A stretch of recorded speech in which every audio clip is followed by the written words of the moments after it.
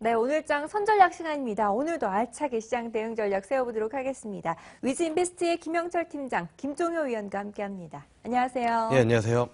네, 어제 월요일장 시작하자마자 시장이 다시 활기를 띠는 모습이었죠. 외국인들이 시장으로 돌아오면서 코스피도 2030포인트까지 다시 회복을 했습니다. 그와 함께 시장 기대감으로 증권주들도 상승세를 보였는데요. 이런 흐름이 당분간 이어질까요? 사실 이제 뭐 어제 시장이 좀 이제 양시장 모두 이제 좀 상승을 한 흐름, 특히나 이제 코스닥 시장 좀 상승한 흐름들 같은 경우에는 이제 월말 그리고 분기말 윈도우 드레싱이 좀 작용을 했다라고 이제 좀 보시면 좋을 것 같고요. 일단은 뭐 증권주 어제는 이제 조금 강세 흐름들을 좀 보여줬는데 증권주 자체가 이제 좀 강세 흐름들을 좀 보여줄 수밖에 없는 이유는 거래대금 자체가 이제 좀 증가를 했다라는 이유가 이제 좀 가장 크게 좀 작용을 할 것 같습니다. 사실 뭐 시장에 뭐 여러 뉴스로도 이제 뭐 나오긴 했지만 3년 만에 이제 뭐 일평균 거래대금이 양시장 합쳐서 이제 뭐 8조 원이 넘어가는 그런 흐름들이 이제 나타나다 보니까 증권주에 대한 관심이 뭐 추가적으로 좀 증가를 했다. 이렇게 좀 보시면 좋을 것 같고요. 그리고 뭐 이 앞전에도 뭐 주제로서 뭐 간단히 다루긴 했었지만 결국에는 이제 금리 인하를 하다 보니까 딱히 마땅한 투자처가 없고 조금이라도 이제 수익을 조금 더 높게 낼 수 있는 그런 시장 쪽으로 이제 뭐 자금이 몰리는 그런 부분들이랑 같이 맞물려 있다. 이렇게 좀 해석을 할 수가 있겠습니다. 그리고 이제 뭐 최근에 이제 외국인들 매수세가 좀 들어오면서 거래소 지수 좀 상승하는 흐름들을 좀 보여줬고 특히나 이제 코스닥에서는 개인 투자자들이 좀 선호하는 바이오 관련 주식들, 제약 바이오 관련 주식들이 같이 상승을 하면서 이런 부분도 같이 좀 맞물렸다. 그래서 결국에는 증권사 BK 브로커리지 수익이 좀 증가되는 부분들 그리고 금리 인하로 이제 채권 그 평가액 가치 자체가 좀 증가를 하는 흐름들이 뭐 이어지면서 증권주에 대한 관심이 좀 이어졌다라고 이제 좀 볼 수가 있겠는데 결론부터 말씀을 드리면은 사실 증권주에 대한 부분들은 실적 발표 전까지는 어쨌든 조정 시에 좀 매수를 해야 되는 그런 뭐 업종이지 않을까 이렇게 좀 말씀을 드릴 수가 있겠고요. 그다음에 뭐 이 앞전 시간에도 토픽으로 메리츠 종금증권이랑 키움증권 두 종목을 이제 좀 말씀을 드렸는데 사실 뭐 메리츠 종금증권 같은 경우에 뭐 최근에 증권주 여전히 강세 흐름들을 좀 보여주고 있지만 신고가를 기록을 하는데요. 기본적으로 이제 BK뿐만이 아니라 이제 종금 라이센스를 가지고 있기 때문에 이쪽에서도 매출 비중이 한 50% 정도 발생한다라는 부분들은 다른 증권주보다는 좀 더 뭐 밸류에이션 프리미엄을 줄 수 있지 않을까 이렇게 좀 말씀을 드릴 수가 있겠습니다. 네, 이 월말 윈도우 드레싱 효과와 거래대금 증가를 이유로 꼽아주셨습니다. 당분간 이런 실적을 확인하기 전까지는 상승 랠리가 이어질 것이고 특히나 메리츠종금증권과 키움증권 중심으로 관심 가져보자라고 의견 제시해 주셨는데요. 위원님의 의견도 좀 들어보도록 하죠. 어떻게 보시나요? 뭐 증권주에 대해서는 뭐 이 시간을 통해서 한번 말씀드린 적이 있는 것 같은데요. 저는 뭐 기본적으로 결론부터 말씀드리면 대형주에 대해서는 계속 분할 매수 정도의 관점이고요. 그리고 중소형주 중에서는 뭐 거래소 상장 모멘텀이 있는 뭐 유진투자증권을 말씀드렸는데 그런 종목군들은 이미 조금 너무 많이 올랐다라는 판단을 하고 있거든요. 그럼 많이 올랐기 때문에 팔아야 되느냐? 꼭 그건 아닙니다. 그렇지만 어느 정도의 좀 주의는 필요하다라는 관점에서 분명히 지금 현재 중소형주들은 과열 부담 존재하고 있는 가운데 거래대금의 상향이라고 하는 모멘텀도 동시에 가지고 있다. 그래서 주가가 굉장히 역동적일 수 있다라는 거죠. 그러면 아주 낮은 가격에 사셨던 분들이야 이제부터는 뭐 비중 조절 정도를 즐겁게 하시면 되겠지만 이제 들어가시는 분들은 이 역동성에 어떻게 대응할 것인가를 잘 고민해 보셔야 될 것 같습니다. 그래서 주가가 올라가는 구간에 쫓아가는 건 조금 이제 위험할 것 같고요. 오히려 주가가 좀 밀리는 구간에서 저점만 잘 잡는다면 아직도 증권주에서 추가적인 이익을 낼 가능성은 좀 높지 않나라고 보고 있고요. 그래서 기본적으로 조정시 저가 매수 정도에 접근을 해보자. 그리고 대형주는 말씀드렸다시피 우리 NH투자증권이나 아니면 KDB 대우증권, 삼성증권을 중심으로 분할 매수 관점, 저점 분할 매수 관점으로 보시고요.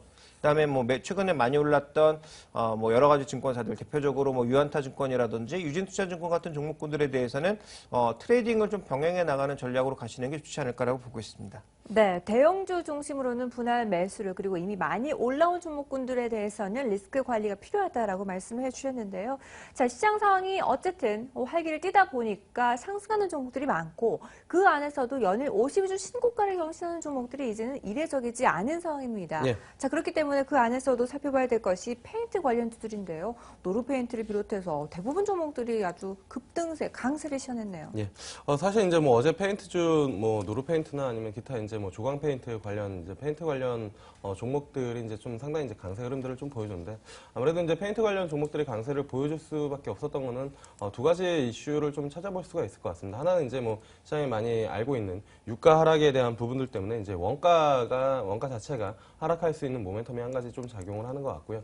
그리고 또 한 가지는 이제 리모델링 관련해가지고 뭐 주택 경기 활성화에 대한 부분들, 이 부분들은 좀 향후 추가적인 성장이 좀 가능하지 않을까. 이런 두 가지 모멘텀으로 좀 맞물리면서 상승이 좀 나타났다. 이렇게 좀 볼 수가 있겠습니다. 근데 단기간에 사실 뭐 주가 차트나 흐름들을 좀 보면은 단기간에 너무 급등을 했기 때문에 페인트주를 지금 뭐 들어가서 추가적으로 단기간에 큰 수익을 내기에는 조금 어려운 부분들이 아닐까 이렇게 좀 보고 있어서 조정 시에 좀 트레이딩 관점으로 관심을 가지시되 뭐 적극적인 매수 관점은 현 구간에서는 좀 아니지 않나 이렇게 좀 말씀을 드릴 수가 있겠고요.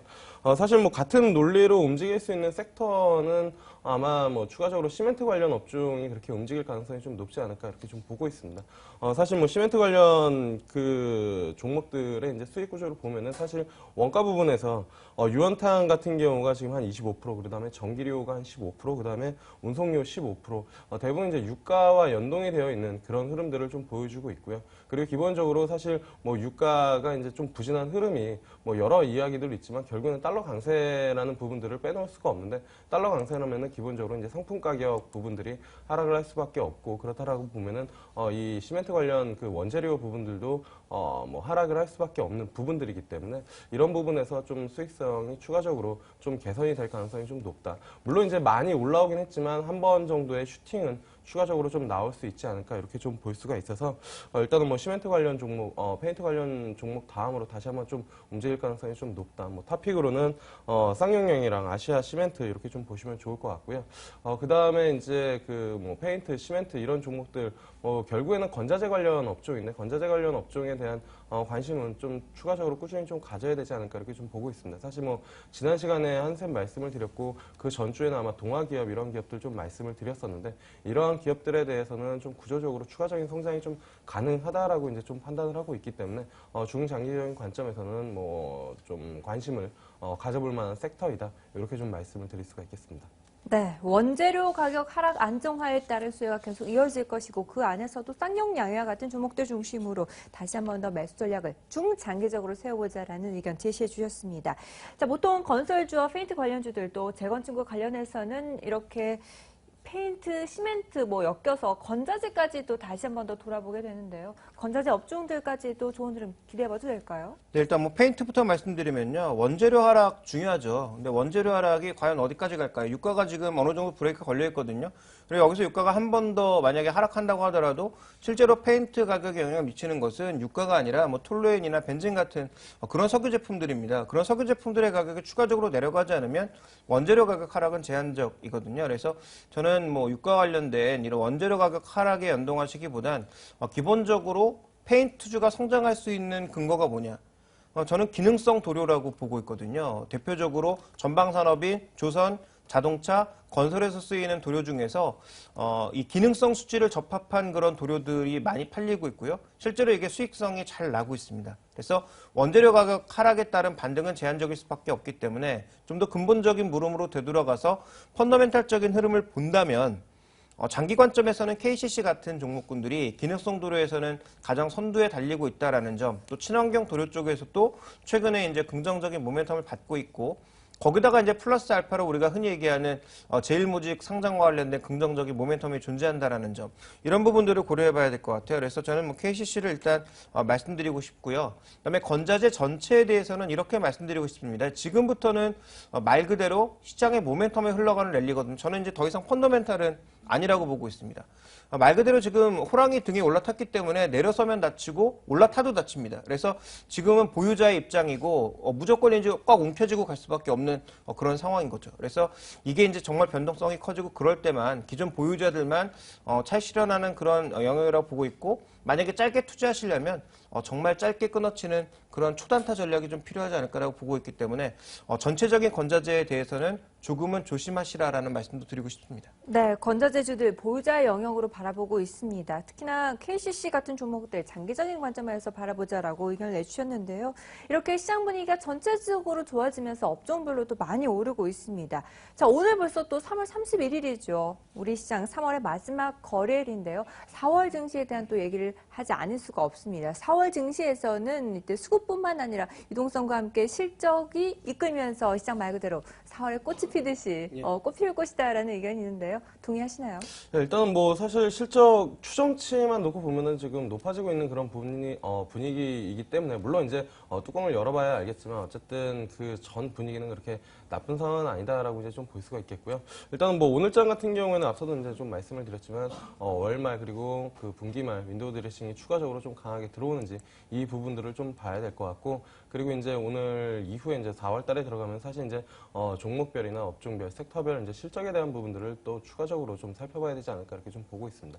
사실 뭐 시장에서 실적이 좀 좋을 것이라고 이제 예상하는 섹터들이 벌써 이제 이미 좀 많이 올라왔기 때문에 투자 전략을 좀 짜기는 쉽지는 않은데 그러니까 되는 업종은 계속 되는 흐름들을 좀 보여주고 있는 거고요. 안 되는 업종은 계속 좀 부진한 수익률을 좀 보여주는 그런 흐름일 텐데 어쨌든 뭐 성장이나 아니면 실적 부분들이 좀 뒷받침될 수 있는 섹터 같은 경우에는 IT 그리고 앞서 말씀드린 뭐 건자재 그리고 항공, 해운 그리고 이제 뭐 주제로 다뤘던 증권 업종 같은 경우에는 좀 괜찮은 흐름들이 좀 나타날 것이다 이렇게 좀 판단을 하고 있는 부분들이고요.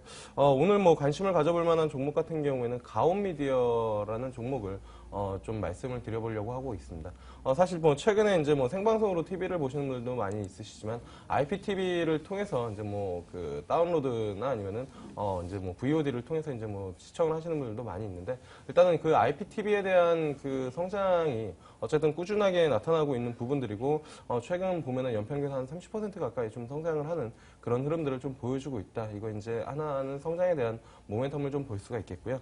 그 다음에 이제 사실 그 실적에 대한 부분들, 수주에 대한 부분들이 이제 대형 그 이제 채널 그 이제 사업자를 통해서 납품을 통해서 이제 이루어지고 있기 때문에 이런 부분들도 좀 긍정적이다. 그리고 사실 국내 매출이 한 25% 그리고 중남미나 뭐 기타 국가 뭐 각 국가마다 한 20%에서 25% 정도 이렇게 뭐 매출처나 국가가 좀 다변화되어 있기 때문에 이런 부분들도 좀 긍정적인 포인트고요. 특히나 이제 중남미 쪽이 이제 그 디지털 전환하는 부분들 때문에 이쪽에 대한 성장성도 추가적으로 좀 작용을 하고 있다. 이런 부분들 좀 보시면 가온미디어 좀 관심을 가져보실 만하지 않을까 이렇게 좀 보고 있습니다. 네, 윈도우 드레싱 효과를 기대해야 되고 또 실적에 대해서도 다시 한 번 더 확인을 해 가야 합니다. 자, 그리고 오늘의 관심주로는 IPTV 가입자 증가에 따른 가온미디어에 대한 대응 전략 세워주셨습니다. 참고하시기 바랍니다.